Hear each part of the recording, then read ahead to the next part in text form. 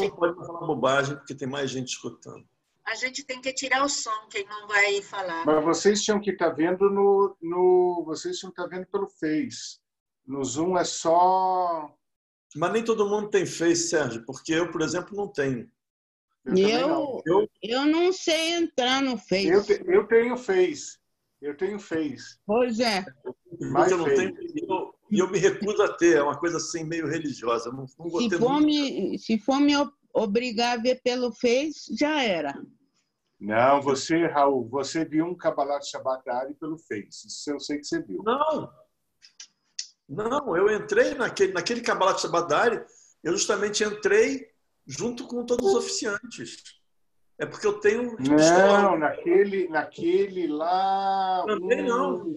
Quando citou o nome da Belaide. Eu também estava junto contigo, só que eu tirei minha imagem e meu som e tudo, mas estava juntinho. Se eu quisesse, eu pegava, abria o negócio e fazia desfilar. Não, eu não consigo, eu não tenho Facebook. Eu não tenho. Por que você quer que a gente vá para o Face, Sérgio? Não, nada, já entendi, capite.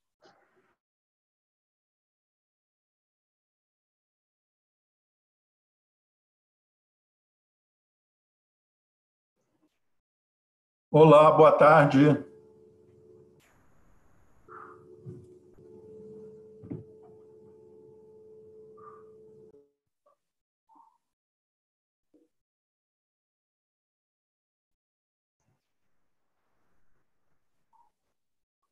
André, Raul, quem vai iniciar a apresentação? Andréia, para dar o start, ou como que a gente faz? Não sei, justamente. A Andréia não fala nada. Eu acho que ela que ia fazer a honra da casa, ela me falou. Então, tá na hora, não? Ou ela ou... Também a Joyce também pode. Passou da hora, né? O Daniel ia fazer. É isso que ela falou. Gente. Chegou. Vocês estão me ouvindo? Perfeitamente. Estamos ao vivo, gravando, já faz uns 5 minutos. O meu computador deu um erro. Vamos começar? Perfeito. Você, então, abre e aí eu falo, e aí entre eu e o Raul vai ter um ping-pong. Eu acho que Raul começa, aí vamos embora. Não, eu começo, depois Raul, depois eu começo. Então, beleza. Estamos aqui ao vivo com o nosso ex-presidente Raul Gottlieb, com o querido Rabino Sérgio Margulis da ARI, para uma conversa sobre sionismo, judaísmo e muitas questões além disso. Vamos lá?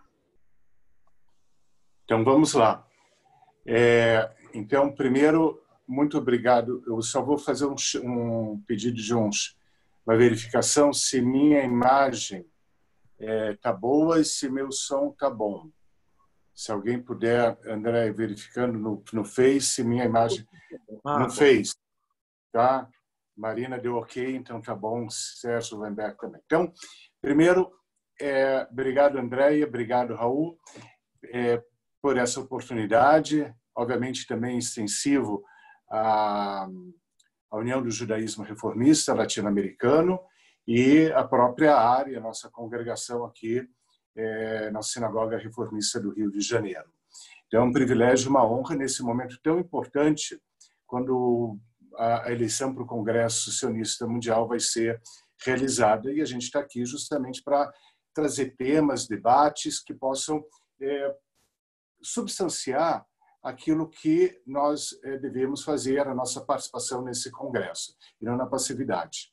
Muito bem, colocado isso, quando foi sugerido pelo Daniel Weiss, esse debate, então, a ideia do título. A gente sempre começa a ideia de um debate, o título. E a sugestão foi, pegando o gancho com a realidade que nós estamos vivendo, da pandemia, da quarentena, etc., a trajetória judaica é sempre uma busca pelo novo normal. A jornada judaica tem sido constantemente, desde os seus primórdios, uma busca pelo novo normal. Por quê? Porque se a gente for fazer um recorte na nossa história, a gente vai ver que essa história é repleta de processos de imigração. E cada movimento, cada onda migratória, traz no seu bojo a necessidade de adaptação, de lidar com uma nova normalidade, ou de instaurar num novo lugar uma nova normalidade da sua vida como indivíduo, como família, e numa inserção comunitária conjugada com uma participação na sociedade. Então, dentro do judaísmo, a gente tem a eterna busca pelo novo normal, que é a capacidade de fazer face aos desafios que são constantes e permanentes. Estamos num período de Ben HaMetzarim, que são 3 semanas que precedem a chegada do dia 9 do mês hebraico de Av, do Tisha B'Av.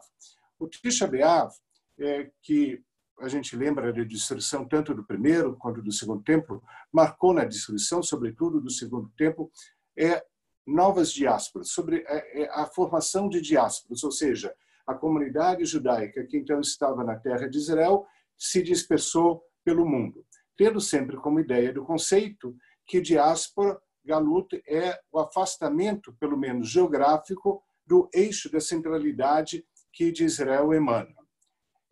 Só que quando a gente fala de diáspora, a gente tem um primeiro movimento que é deixar a terra de Israel, deixar ou o Estado de Israel nos tempos idos, porque nós estamos ainda falando do Estado contemporâneo moderno, deixar. Mas existem diásporas dentro de diásporas. Por exemplo, vamos chegar à pergunta assim, eu sou um judeu de uma origem diásporica, porque a minha família é oriunda da Polônia. Grande parte dos fundadores da nossa congregação da ARI é de uma origem diásporica porque vieram da Alemanha. E assim, a gente tem, posso dizer, minha família veio da Turquia, da Síria, da Bessarábia, de diversos lugares. A gente remontaria uma diáspora. Só que existem outras diásporas. Por quê? Eu vou me lembrar sempre algo que eu escutava na minha infância, na minha adolescência, que eu não entendia porque eu não conhecia bem a história e comecei a compreender depois com o aprofundamento da história, que meu pai falava, nós somos de origem polonesa, nossa família é polônia, porém também somos de uma origem espanhola, da Península Ibérica, porque os judeus que chegaram na Europa Central foram, em dado momento, expulsos da Península Ibérica, tiveram que fugir e sair por força das circunstâncias que estavam lá. Então, a gente tem múltiplas diásporas, entre cada diáspora pode propiciar uma nova onda de diáspora. E a gente pode até perguntar, essas diásporas, elas terminam quando a gente vai para Israel, quando a gente retorna para Israel, quando a gente realiza uma aliá, seria o fim de uma diáspora? Talvez do ponto de vista geográfico, poderíamos afirmar que sim, a ida para Israel terminaria uma diáspora. Porém, se a gente analisar a configuração da sociedade israelense, das suas múltiplas facetas religiosas, a gente pode perceber que essas diásporas espirituais continuam.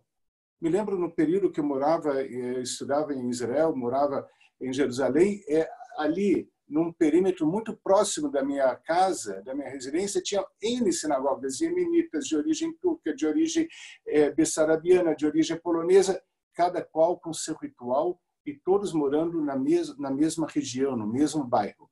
Mas eles cultivavam os rituais dos seus lugares de origem. Como aqui, os imigrantes também chegaram e foram formando as suas sinagogas em função do seu lugar de origem. Isso é compreensível numa busca de conforto. No momento em que eu estou no novo lugar, eu busco uma linguagem comum que me conforta, que me abraça.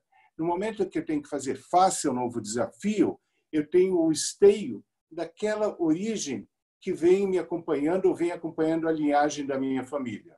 Se essa busca da preservação de uma referência gera um conforto, porque estabelece uma linguagem, e a linguagem não é o idioma, é a linguagem de convívio comum, esse conforto, com o passar do tempo, ele potencializa um desconforto. Por quê? Porque à medida que as gerações surgem nesse novo lugar, já não mais a migração do imigrante, mas sim seus descendentes, a forma de judaísmo de um lugar de origem não é mais necessariamente aquela que vai se adaptar ao novo lugar. Então, disso surge uma dicotomia. Nesse novo lugar, uma nova geração preserva o judaísmo tal como recebeu, com seus parâmetros e padrões, mas que já não atende à necessidade desse lugar. E aí, esse judaísmo, ou o próprio judeu e judia, não se integra enquanto judeu nesse lugar, ou se integra e rechaça e abandona o judaísmo. Essa dicotomia poderia gerar, mantenho um judaísmo não integrado à sociedade, e isso seria um judaísmo oco, um judaísmo que não cumpriria a sua missão de levar uma mensagem para o aprimoramento da sociedade, ou geraria, de outro lado, uma assimilação em que, para me integrar, eu abandono essa cultura, essa religiosidade, essa espiritualidade judaica. No entanto, a dicotomia pode ser rompida, né? Pode ser rompida se a gente busca uma renovação que se adapta, que faz face, que responda ao novo normal, né? A nova situação que a gente vai vivendo. E a gente, então, poderia perguntar, espera aí, se a gente faz uma adaptação, uma reformulação, uma relapidação dos conceitos, as formas, a maneira de atuação judaica, a gente estaria se distanciando do judaísmo, portanto, criando uma maneira de se assimilar. O judaísmo que se adapta, que responda às necessidades, é o judaísmo desde sempre. Nós afirmamos que o judaísmo reformista surgiu no século XVIII, nos 2 últimos séculos, há 200 anos aproximadamente, século XIX, mas surgiu, no meu entender, enquanto movimento. Mas a filosofia, o conceito que o judaísmo reformista traz, vem desde sempre. Por exemplo, no século XV, já é dito por um rabino chamado Falk o seguinte: é preciso julgar a maneira da nossa atuação de acordo com a necessidade de cada tempo e de cada lugar. E no século XV, definitivamente, ainda o movimento reformista não estava criado enquanto movimento, mas a filosofia já existe. Então, essa necessidade de transformar o próprio elan judaico para que a gente possa viver o judaísmo de modo pleno em cada novo lugar, em cada novo tempo, tem sido a resposta permanente do judaísmo. Diante disso, a gente tem uma vivência judaica e não somente um judaísmo lembrado nos escopos das enciclopédias, dos livros ou dos museus. Diante dessa adaptação do judaísmo ao novo lugar, a gente pode estar geograficamente numa diáspora, pois distante da centralidade de Israel, mas a gente deixa de estar numa diáspora espiritual, pois passa a viver o judaísmo de modo pleno, com seus valores integrado na sociedade que nos abraça, ainda que essa sociedade possa ter N problemas. E diante disso, a pergunta modifica-se. A pergunta-chave não é mais da onde você é, mas a pergunta-chave passa a ser: onde está o seu entremeio? Qual é o seu entrelugar? Não é mais da onde você é, ou qual a origem da tua família, mas qual é o teu entremeio? Qual é a tua inserção entre a tua condição da identidade particular judaica inserida no contexto da universalidade? Eu me lembro perfeitamente quando eu estava numa pequena congregação na condição de estudante rabinato nos Estados Unidos, no estado de Michigan. Visitei uma senhora que já praticamente nonagenária, e veio a imagem que eu tinha exatamente da realidade brasileira. Uma senhora nonagenária provavelmente vinha de algum lugar, de algum outro lugar que não daquele país. Então eu perguntei para ela de onde a senhora é. Ela falou: como? Por onde eu sou? De que país? Eu perguntei: de que país a senhora é? Ela falou: Estados Unidos. E seu pai? Estados Unidos. E ela começou a ficar: não, tá bom, você quer dizer meu avô é de São Francisco, meu pai, meu outro avô é da cidade tal, de Detroit. E aí remontou N gerações até que lá atrás alguém tinha vindo de uma região de outro país. E o não entendimento dela à minha pergunta, e a minha pergunta é de onde você é, ou qual a sua origem, reflete exatamente já o entendimento que a pergunta-chave passou a ser: onde está o seu entremeio? Qual o seu entrelugar? Da vivência plena da particularidade judaica inserida na universalidade.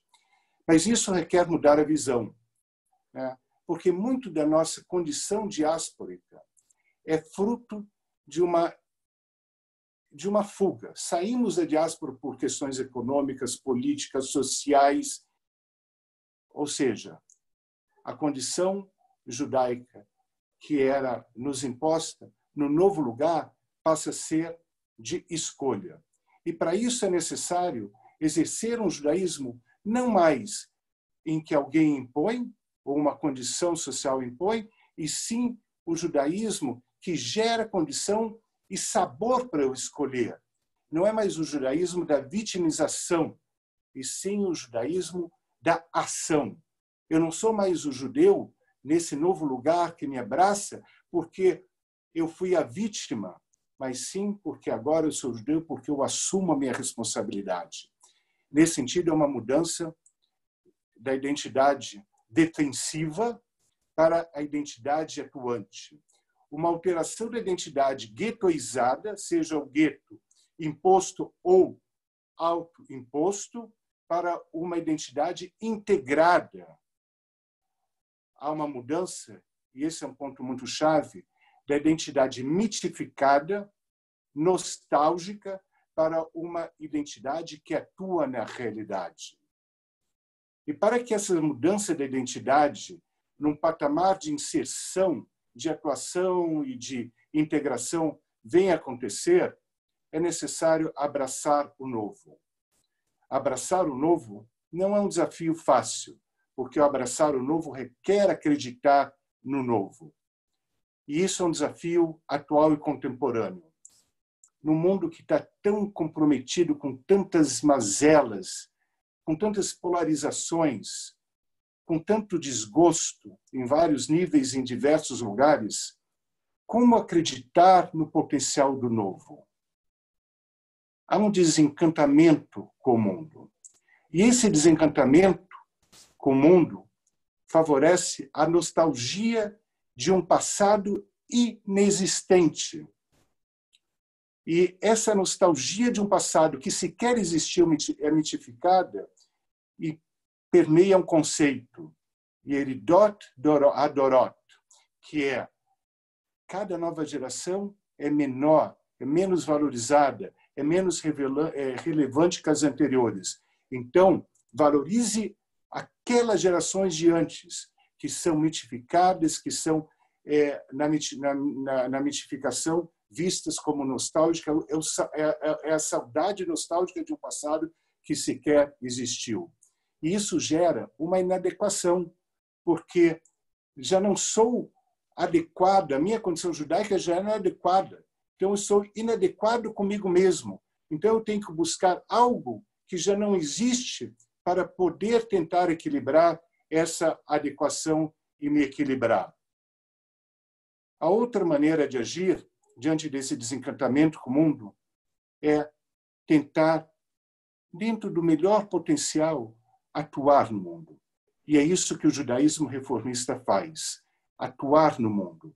Daí o conceito tão enfaticamente valorizado de Tikkun Olam, de tentar reparar, colocar o nosso melhor esforço para reparar as mazelas do mundo. O desencantamento com o mundo não é um chamado para nos afastar do mundo, mas é uma convocação de responsabilidade para, com mais vigor, atuar no mundo e buscar sempre aquilo que a gente ansiou, que neste mundo, bom ou com desencantamento, haja sempre a renovação do potencial de normalidade no lugar em que nós estamos. Então, isso aqui é uma introdução que permitirá, espero, ao Raul desenvolver conceitos sobre alguma dessas diásporas que a gente vive, o que o judaísmo, os judeus vivenciam. Legal, Sérgio. Diria assim que, resumindo muito curto, a grande tradição judaica é a mudança, né? A grande tradição judaica é não ter tradição. A grande tradição judaica é renovar a tradição o tempo todo, quer dizer, não uma tradição constante, como se tenta fazer crer, né? Tem até um historiador inglês que fala que a tradição é inventada, e ele tem toda a razão, as tradições são inventadas com algum objetivo, etc, etc.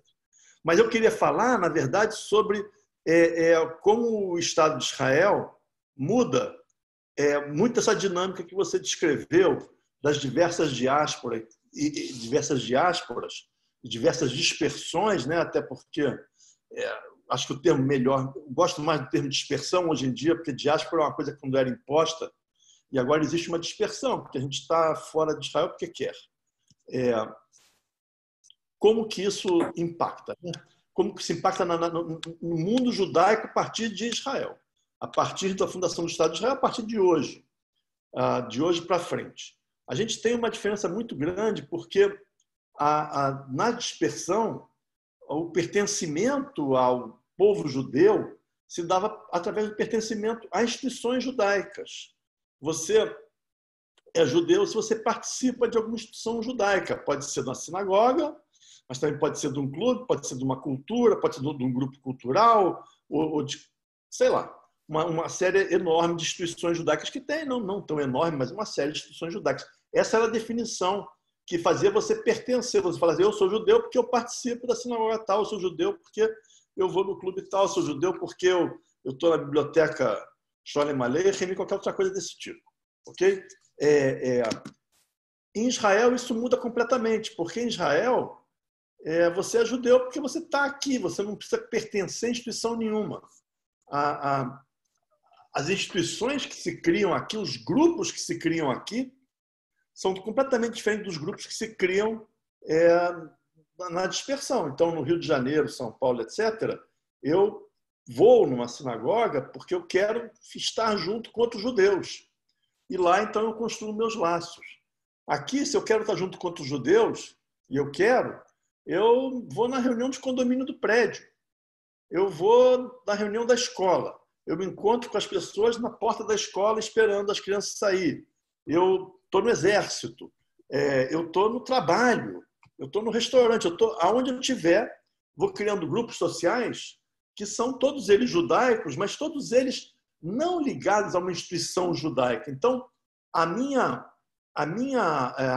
pertencimento judaico aqui em Israel não é mais igual ao que foi durante esses milênios, que são milênios de dispersão forçada, né, de diáspora. Então, tem uma dinâmica completamente diferente e essa dinâmica muda o papel fundamental da religião nessa costura que manteve o povo judeu junto, que manteve o povo judeu unido até agora. A religião tinha um papel enorme. A religião é um aspecto da cultura, mas a religião tinha um papel gigantesco, porque a grande maioria dessas instituições que eu descrevi giravam em torno de religião. E você participava dos cultos, e com isso você estava inserido judaicamente, e você estava satisfazendo essa tua ansiedade, essa tua ânsia por judaísmo. E aqui isso não tem mais tanto sentido de ser. Então, aqui teve um afastamento muito grande da religião, e esse é um afastamento que preocupa bastante, porque ele torna a diáspora, a dispersão, muito diferente de Israel. Quer dizer, é uma mudança que pode afastar, né, os vários grupos judeus do mundo. Mas isso é mais agravado por outros fatores. Por exemplo, aqui em Israel, as pessoas falam hebraico, que é a língua que está escrita as rezas. Então, as rezas estão escritas na língua que a pessoa fala. Então, quando a pessoa senta na sinagoga para ler o livro, para ler o Sidur, e cantar, e recitar junto, e se sentir junto, aquela igreja, aquela coisa que faz a gente ter uma vontade para a sinagoga, para sentir que a gente faz parte de alguma coisa junto, etc., que é muito, muito importante e muito, muito bom e benéfico para nós todos. Quando a gente faz isso, na diáspora, na dispersão, a gente muitas vezes, muita gente usa a reza como um mantra, né? A gente canta aquilo, lê aquilo e não entende exatamente o que está escrito. Tem gente que não entende absolutamente nada, tem gente que entende pouco e tem gente que entende, pouca gente entende tudo. Mas a gente vai confiando na tradução e a tradução nem sempre é a coisa mais fiel do mundo. A tradução foi meio que adaptada para o nosso gosto e tal, por isso que as traduções até mudam ao longo do tempo. Mas em Israel não dá para fazer essa brincadeira. Em Israel, quando o cara lê que há uma vingança contra os ímpios e contra as nações que não são judias e tal, a pessoa lê aquilo e fala: ei, será que eu quero realmente ler isso? Será que isso aqui me ressoa? São as coisas assim, aquela música que a gente canta alegremente em Hanukkah, Maal Tzur, Shuati, etc. Mas tem umas coisas muito violentas lá dentro em relação a como é que a gente vai exterminar todos os gregos possíveis e imagináveis que a gente vê pela frente. E as pessoas hoje em dia falam assim: mas peraí, o grego aqui, eu gosto do grego. Tem um restaurante grego aqui do meu lado muito bom e eu não tenho nenhuma vontade de vingança contra os gregos, né? A gente, quando lê isso no Brasil, a gente não está pensando que está vingando contra os gregos, mas aqui, quando a gente lê, a gente fala assim: epa, tem uma coisa nessa música, nessa reza, que não me ressoa, né? Então, Israel tem uma dificuldade muito grande em relação a isso também. Além do que, algumas das frases do nosso Sidur, e tem frases lindas no Sidur também, mas tem também frases mais violentas e tal, e tem algumas frases que são usadas até por grupos supremacistas judeus, quando eles vandalizam sinagogas, vandalizam mesquitas e igrejas, e a pessoa fala: eu não vou ler isso. Eu não me alinho politicamente com essas pessoas nem de perto. Então, isso me assusta, me afasta. E a nossa reza, então, contém várias camadas históricas, essas coisas estão lá no meio. E como é que a gente consegue fazer um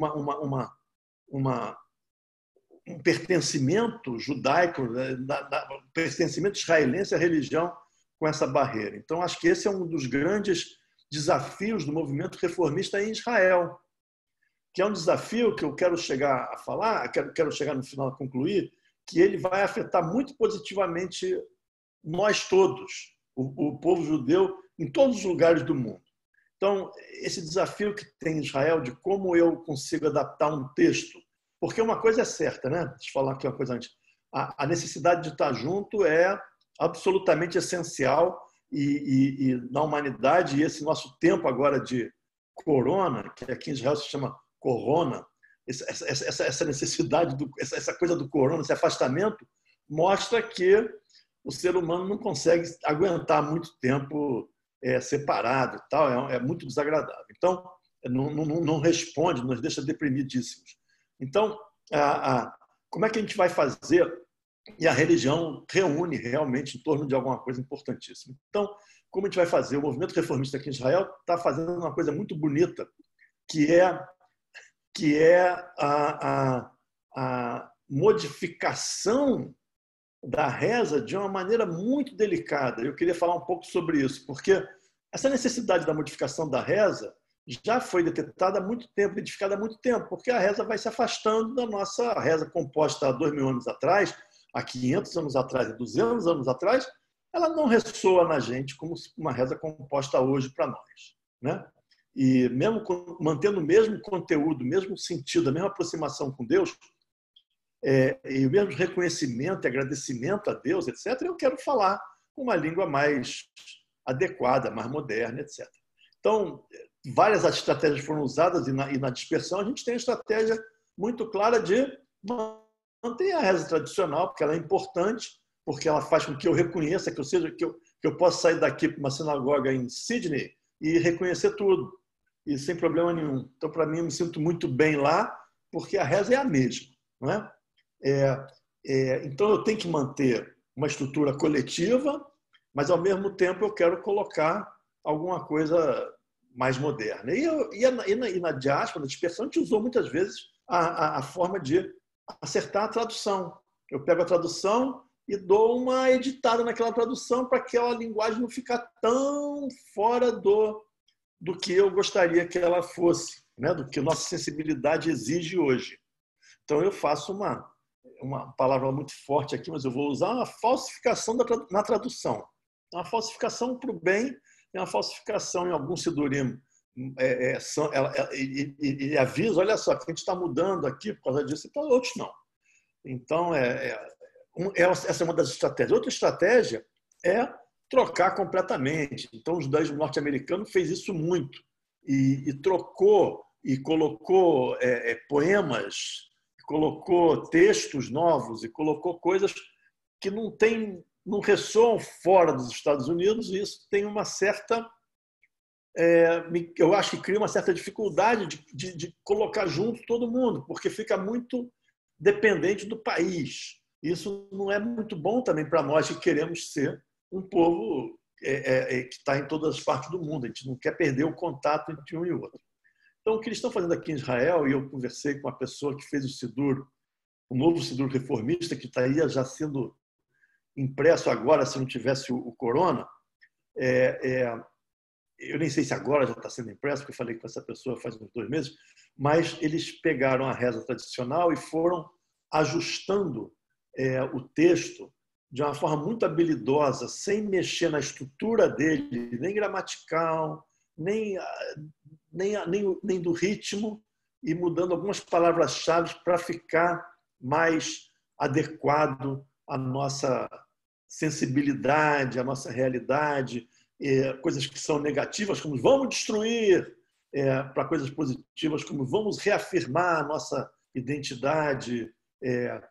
Então, isso é algo que vai entrando dentro do judaísmo reformista, e acho que isso vai atraindo as pessoas. A gente tem muita esperança que esse novo Sidur vai ser um divisor de águas nisso. E aí, eu queria comentar que eu acho que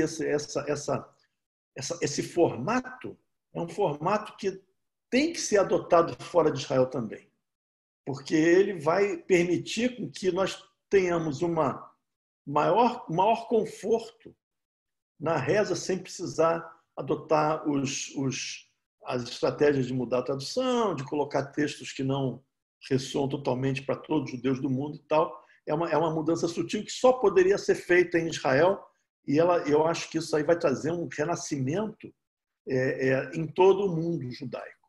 Eu acho ele fundamental e muito bonito. Nós estamos aqui em Israel, o movimento reformista aqui em Israel tem um crescimento bastante importante. As pessoas falam, é muito pequeno ainda, é muito pequeno. E é muito pequeno ainda. Mas já foi tão menor que esse pequeno que é hoje, e quando eu falo reformista aqui, vocês não me entendam mal, isso aqui é cacuete, falo reformista e conservador, que aqui em Israel são muito pouco distinguidos pelo público, no Brasil também, e os números que eu vou dar são dos dois juntos. Quer dizer, aqui em Israel, de 11% a 12% da população se identifica como reformista ou conservadora ou reformista, como judeu liberal. E isso é um número muito grande em relação a 3% fazem 10, 15 anos. Então, existe um crescimento muito grande. Tenho exemplos muito concretos que você vê nas ruas aqui.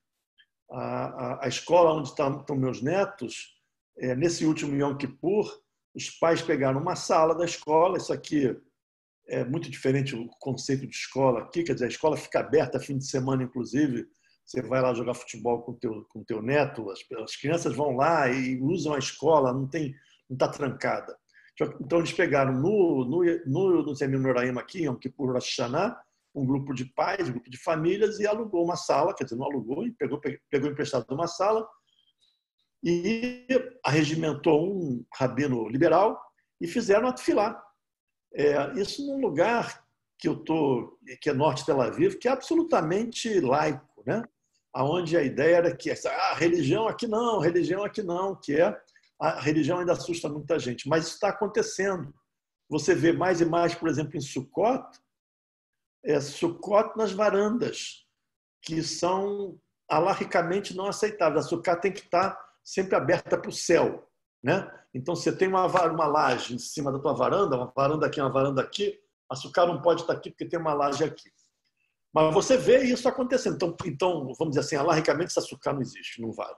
Então, as pessoas vão fazer Sukkot, os prédios ortodoxos fazem as varandas assim, descasadas, ou então a pessoa vai fazer Sukkot na rua, no estacionamento, etc. Mas você vê cada vez mais Sukkot que não são alarricamente corretas, e as pessoas lá, numa boa, igualzinho a gente faria no Brasil, no Rio de Janeiro, em São Paulo, etc. E você vê esse renascimento, você vê essa entrada da religião dentro da sociedade israelense muito forte, né? Muito forte. Esse 11%, 12% é um número muito importante, porque Haredim, que são os ultra-ortodoxos, são 9%, 10%. Quer dizer, a gente tem um número muito semelhante a deles, apesar de que eles são muito visíveis, porque eles têm uma indumentária muito diferente. Então, você não consegue distinguir na rua quem é um judeu liberal, quem é um judeu hiloni, quem é um judeu não laico, mas é claro que a entrada é grande. O número de sinagogas, a gente tem mais ou menos agora 100 sinagogas aqui em Israel, entre o movimento conservador e o reformista, e isso eu creio que vai acabar traduzindo numa transformação religiosa também na diáspora, né? Também para nós, porque nós, na diáspora, principalmente aqui dos movimentos liberais, nós somos extremamente sionistas e olhamos muito, muito, muito para Israel e o que acontece em Israel. E isso faz com que essa nossa nova realidade aqui faz com que esse congresso sionista, que a gente está agora em campanha para participar com mais efetividade com os delegados que a gente vai votar no final do mês, tem uma importância fundamental, porque o Congresso Sionista vai define a alocação de recursos, que são recursos basicamente israelenses, do imposto dos israelenses, mais destinados para o mundo inteiro judaico, né? É algo que também é muito interessante, porque no momento que existe um país judaico que pode arrecadar impostos, a riqueza, e esse país é um país próspero, a riqueza material do povo judeu aumenta muito, né? E esses recursos têm que ser destinados e tal, e uma parte, generosamente, o povo aqui destina para judaísmo em todos os lugares do mundo. Então, esses recursos que vão ser destinados em diversos lugares. Então, uma participação maior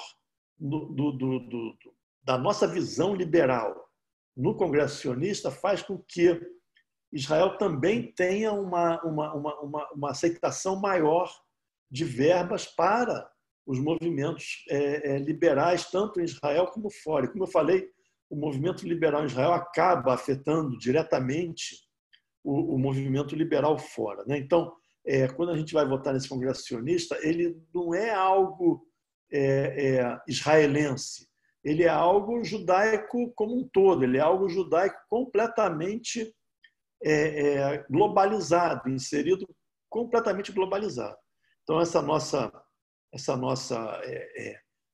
participação, ela se torna realmente fundamental. E nessa transformação do judaísmo que está acontecendo baseado na experiência israelense. Essa experiência israelense a gente jamais vai passar impune por ela, né? Ela vai ser extremamente importante ao longo dos próximos séculos dentro da história judaica, sem dúvida nenhuma.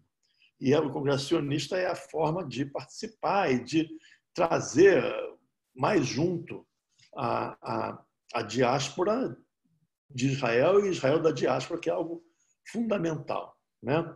Não sei se o Sérgio quer falar alguma coisa, porque eu falaria agora sobre a história do quem é judeu, que também eu acho que tem uma mudança fundamental por causa do Estado de Israel. Já falei sobre a questão da religião e como ela impacta, né, o fato do Estado de Israel, como o Estado de Israel impacta a nossa religião aqui na Rua General Severiano, etc., coisa muito importante, muito interessante e inesperada, porque isso não acontecia antes do Estado de Israel, mas a história também do quem é judeu também tem um impacto muito grande. Não sei se você acha que quer falar alguma coisa, se eu ataco direto a história do quem é judeu. Eu vou pegar gancho de algumas colocações que você fez, que são muito relevantes e importantes, né?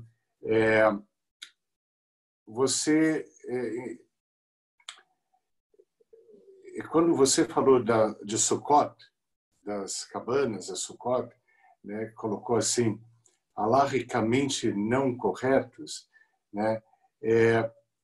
Aí eu vou trazer o seguinte: talvez a gente se deixa levar pela ideia de alahá um determinado padrão que é imposto ou que é dito como o certo em função de quem diz que é o certo, que são os Haredim. Mas a alahá, a gente sabe perfeitamente que ela é móvel. Aliás, alahá significa, né, vem do verbo lalech, andar. E a alahá, ela é adaptável às circunstâncias. Então, aqueles que fizeram a sua sukkah na varanda, fazendo a adaptação necessária, fizeram algo perfeitamente correto dentro da alahá. E isso me fez lembrar daquela série Os Tissel. Não sei se muita gente deve ter visto, né? Que numa cena, um dos rabinos lá do bairro ultra-ortodoxo diz para o outro, e assim, nós temos que permitir televisão no Shabat antes que os reformistas o façam. Isso me impactou porque muitas vezes vai dizer assim, se os reformistas autorizam e criam a justificativa dentro do caminhar da lei judaica, vai dizer, não presta. Mas se vem sobre um rótulo, muitas vezes, daquele que se julga a autoridade suprema e absoluta e soberana, então pode.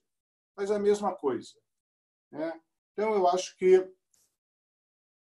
é muito relevante a gente valorizar e reconhecer a consciência das decisões que o movimento reformista vai tomando, né? Que são pautadas em decisões estudadas, frutos da necessidade de entender a circunstância que vai acontecendo em cada lugar. Quando você também, Raul, mencionou a questão do imposto, me fez lembrar, e eu sei que você pelo menos tem esse livro, porque a gente já trocou, já se mostrou a capa, né, do livro do God is in the Crowd, Deus está na multidão, do Kenam. Ele trabalha vários conceitos, mas um deles é uma potencial ruptura da dicotomia em Israel entre o taxpayer, aquele que vai pagando seus impostos e que tem sua vida repleta de obrigatoriedade como cidadão israelense, e o segmento teocrático. Então, eu acredito que um dos papéis do movimento reformista em Israel é justamente de normalizar a condição judaica, né, a nível completo, onde não há uma ruptura, né? E dentro desse trânsito da questão religiosa também. Quando Amos Oz, né, num livro belíssimo, fantástico, as palavras, ele coloca muito, né, dos valores judaicos, mas sempre dentro da mesguera, da estrutura de um judaísmo não religioso. Eu digo, para mim, esse judaísmo é perfeitamente religioso.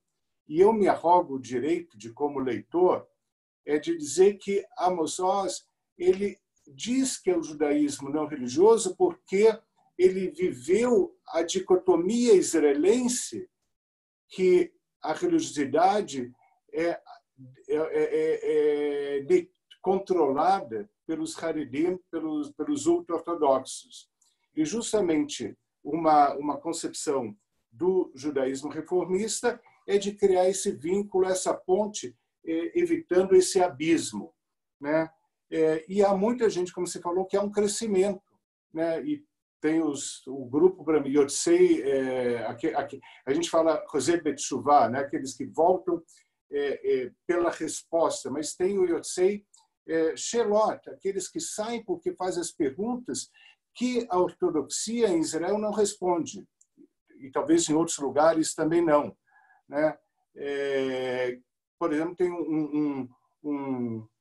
eu li certa vez um desses que saiu desse gueto espiritual, que era uma galut dentro de Israel, né? Porque repetia um estado judaico, uma condição judaica que não mais condizia com a realidade de Israel.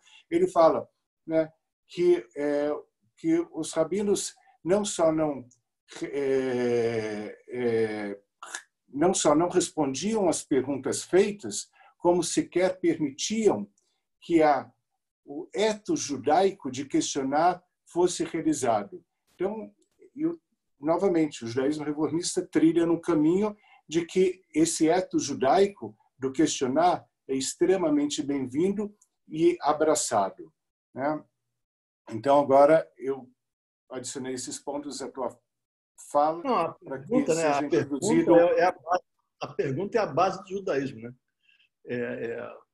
Sem a pergunta não existe, nem acho que a religião... Bom, a religião judaica seguramente não existe. Aqui o Agnaldo Félix pergunta se o judaísmo rabínico é uma das reformas na história judaica. Isso, sem a menor dúvida, que né?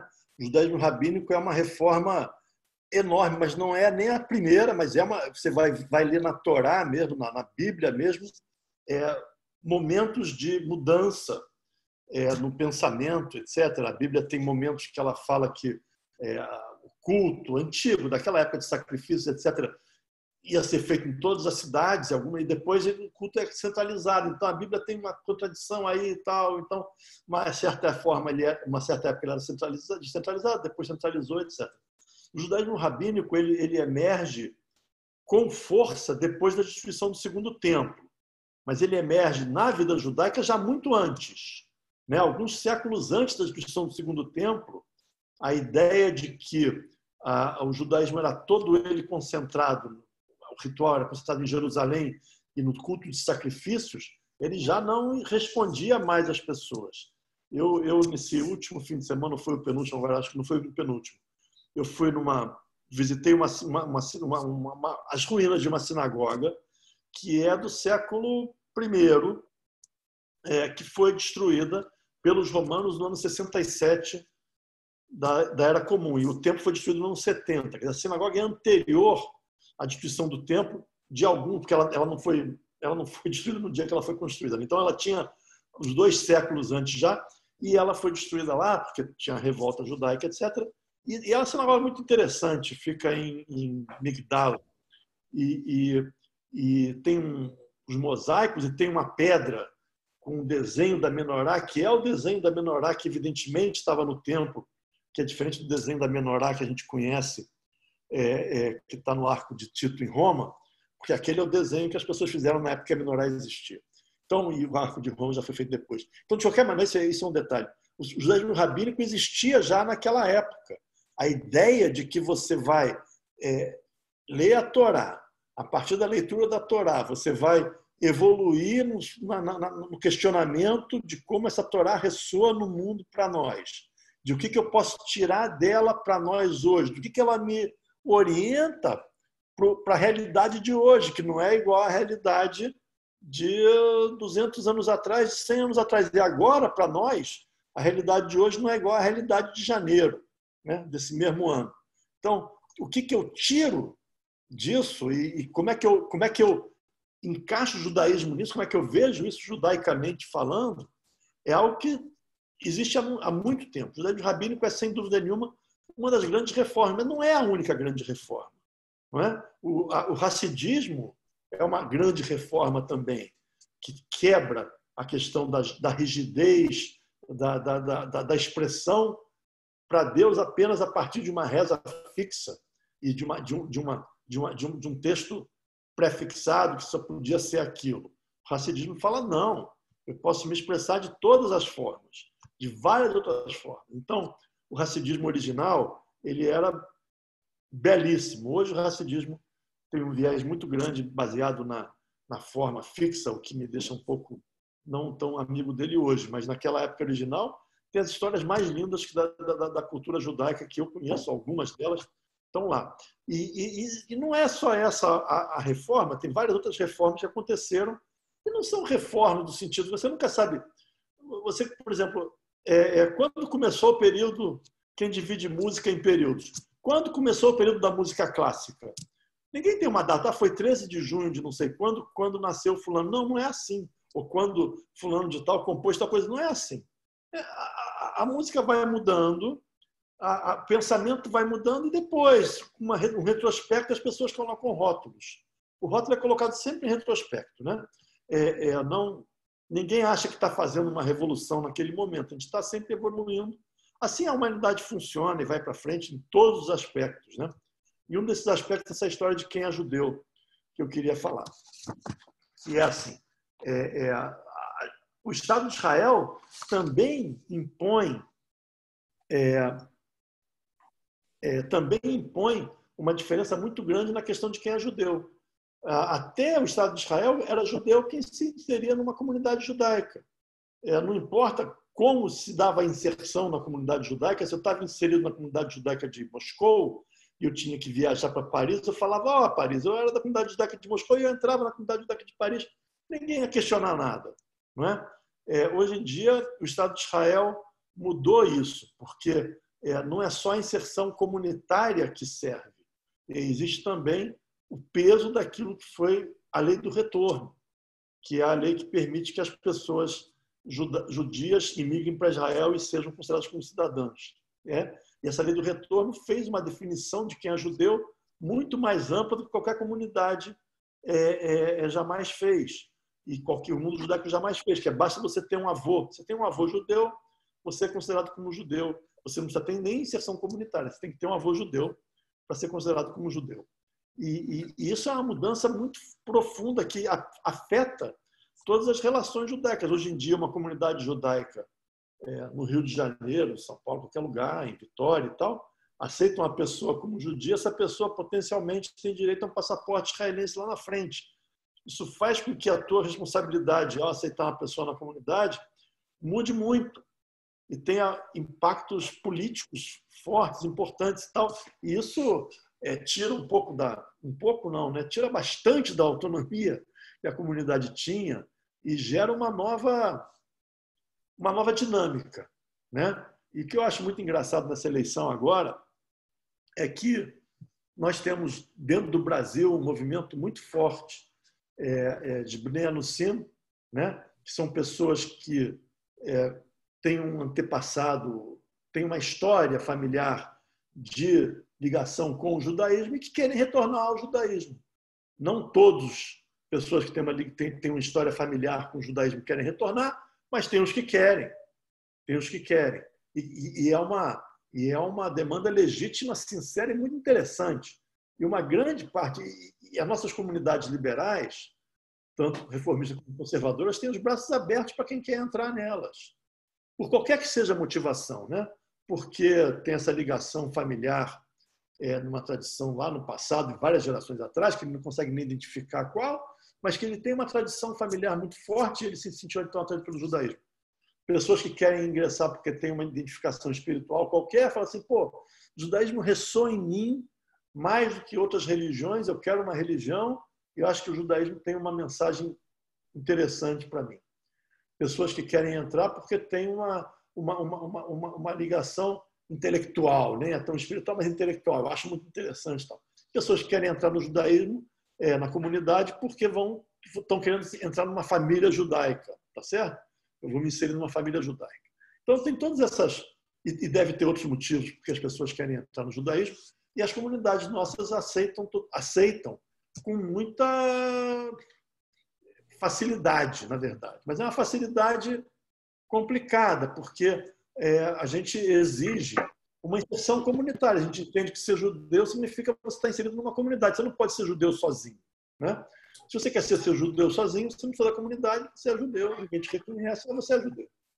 É parecido com o que o Bibi quer fazer aqui com a anexação. Ele vai anexar um papai do território que ninguém vai reconhecer, ele vai dizer é meu, mas ninguém sabe que é dele. Então, essa é uma bobagem completa, essa anexação é uma coisa absurda. Mas, de qualquer maneira, tirando isso fora, você tem que ter uma inserção comunitária. A inserção comunitária exige um esforço, tanto de aprendizado, como de vivência, como de convivência.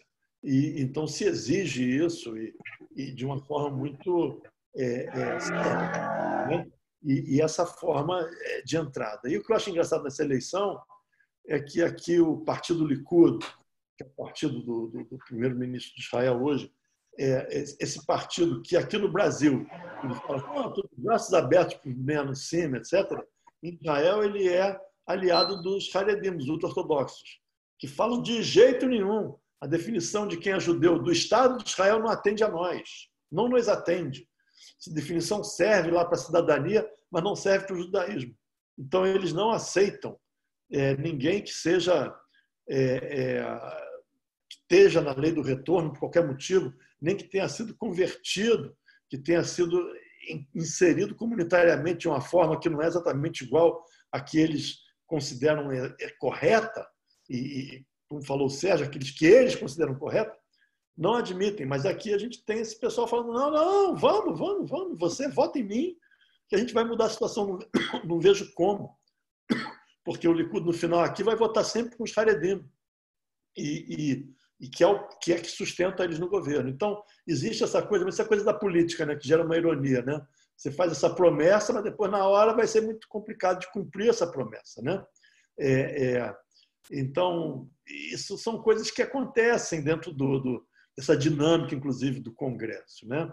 E eu, de novo, bato na questão da relevância desse Congresso e da votação, porque é necessário que a gente tenha também em Israel a valorização de diversas correntes judaicas. Hoje, em Israel, a corrente judaica considerada pelo Estado e sancionada pelo Estado é a corrente judaica Haredi. Então, são os ultra-ortodoxos. Então, todas as sinagogas de Israel ortodoxas são pagas pelo Estado, todas. O prédio é do Estado, o rabino é do Estado, as pessoas que trabalham lá, que é do Estado, recebem dinheiro estatal, etc.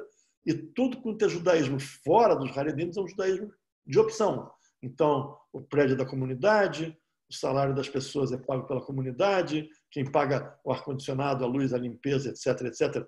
Os materiais, os livros, são as pessoas, como nós pagamos também na diáspora, e a situação cria uma competição, vamos dizer assim, muito desigual e cria um judaísmo gratuito contra um judaísmo por opção, né? E cria um mercado muito complicado para nós.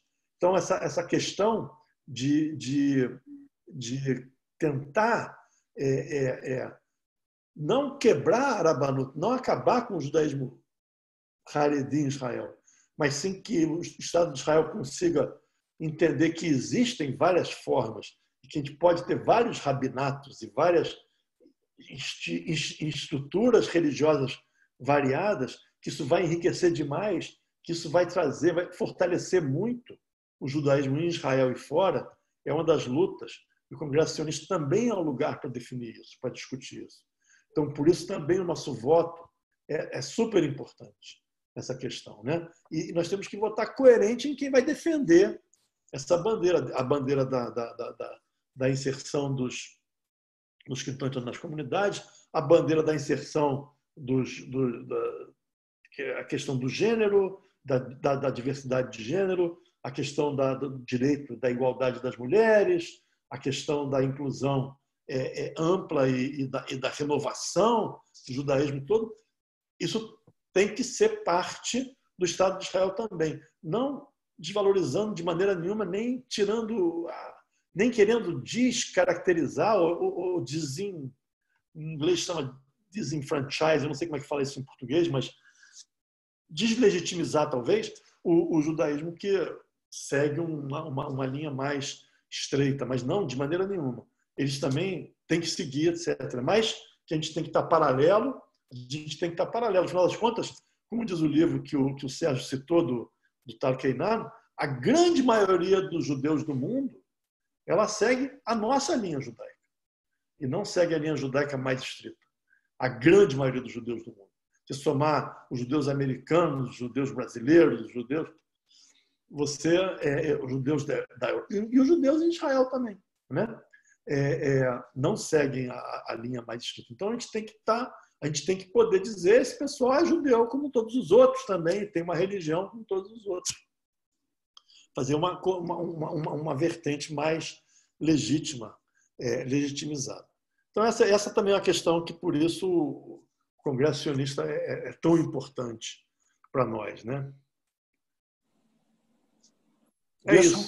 Deixa eu colocar dois pontinhos muito breves em cima dessa tua última colocação, Raul, que eu agradeço e tenho certeza que todo mundo aqui que está acompanhando a gente também agradece pela lucidez, pela clareza e pela mensagem objetiva, né? Uma mensagem que ensina e que convida a transformar em ato que transforma a nossa vida como judeus, né? E relapida nossas comunidades.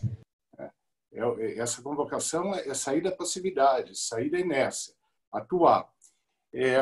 Então, você usa a palavra legitimar, né?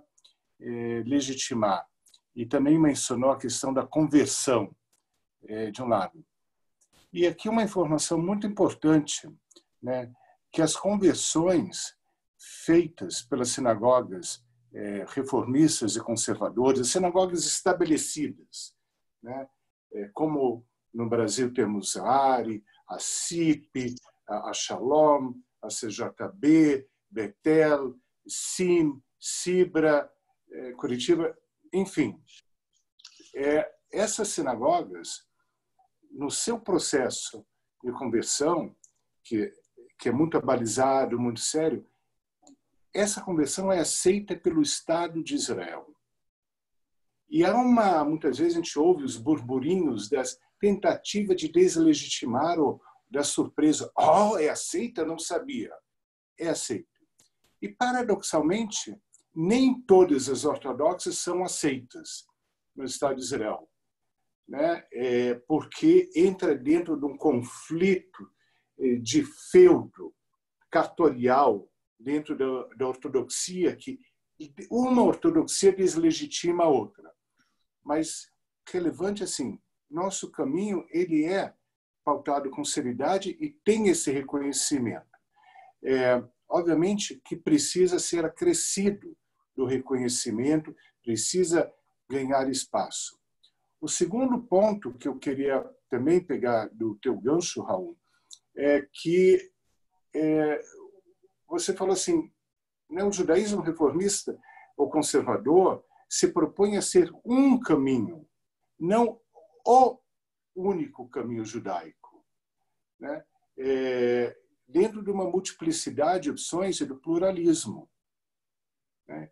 E um dos problemas do judaísmo contemporâneo, que até um rabino norte-americano recém-falecido, Arthur Hesberg, profundamente sionista, falou, essa tentativa de determinados grupos de deterem o monopólio do judaísmo. Poucos se importando se alijam judeus. O que nós queremos é não alijar os judeus, incluí-los, mostrando as várias possibilidades, os vários caminhos. E que esses caminhos, as suas diversidades, tenham a sua convivência. Como até lembro, a gente pode até emprestar do profeta Malachi, do profeta bíblico Malachi, que falou assim, os tementes a Deus conversaram uns com os outros, e então Deus escutou. Então, simbolicamente, a escuta divina, interpretando essa passagem do profeta, decorreria da nossa capacidade de conviver. E esse é o caminho que o judaísmo reformista busca, o judaísmo conservador também, enfim, e que a gente possa percorrer esse caminho exercendo nossa atuação através desse voto e de outras maneiras que nossas múltiplas comunidades convidam. Não, essa mensagem do do Malá é tão bonita, né? Essa ideia de que Deus constrói um Mishkan para viver entre nós e não no Mishkan, e que Deus escuta quando a gente fala um com o outro e não quando a gente fala com Deus. Essas são coisas que são profundamente emocionantes, porque são profundamente revolucionárias do ponto de vista religioso, desde milhares de anos atrás até hoje continua sendo. A pessoa acha que vai rezar para falar com Deus, quando na verdade ele está falando com Deus quando ele fala com o companheiro dele. Isso aí me emociona muito, Sérgio, até hoje isso me emociona muito, porque a gente dá, sei lá, a gente perde essa noção, então é importantíssimo isso. Eu acho que não sei, está na hora de fechar, mas não sei se o Daniel quer fechar, quer falar. O Daniel bota só a foto dele, porque ele colocando a foto aqui, ele não envelhece nunca, né, Daniel? Assim fica mais fácil. Ah, bom. Mas você não está tão diferente da foto ainda. Tudo bem. Muito obrigado, Raul. Muito obrigado, Rabino Sérgio. Acho que são temas muito, muito importantes e na verdade, nós mais de uma vez conversamos ao longo dessa eleição, dessa fase de registro, das dificuldades de mobilização, né?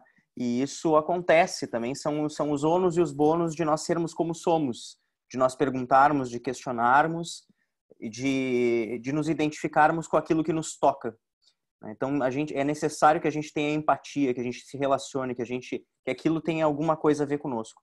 E eu tenho certeza que quem acompanhou essa live conseguiu pegar um pouco e se conectar com qualquer ponto relacionado ao judaísmo através das palavras e das visões de vocês. E que isso sirva de inspiração para ser mais um motivo para exercer o nosso sionismo a partir do Brasil, da comunidade brasileira, nos inscrevendo para esse processo de eleições, nessa inscrição que termina até o dia 19. Muito obrigado de novo a vocês e a todos os presentes que nos acompanharam. Obrigado a você, Daniel. Obrigado a você, Raul. Nos despedimos, então. Um abraço a todos. Até. Tchau, tchau.